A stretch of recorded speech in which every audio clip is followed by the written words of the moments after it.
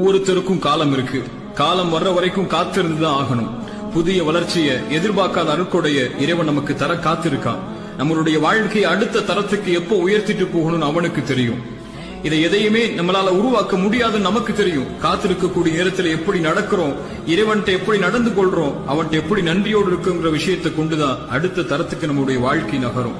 உண்மை என்னன்னா, நம்ம யாருமே இதை புரிஞ்சிக்காம காத்திருக்கக்கூடிய நேரத்துல அவசரப்படுறோம், பொறுமை இழக்கிறோம், நொடிஞ்சு போறோம், கவலை அடைகிறோம். ஏன் உடனே நடக்கலன்னு ஏக்கத்துடைய நேரங்களை வீணாக்குறோம்.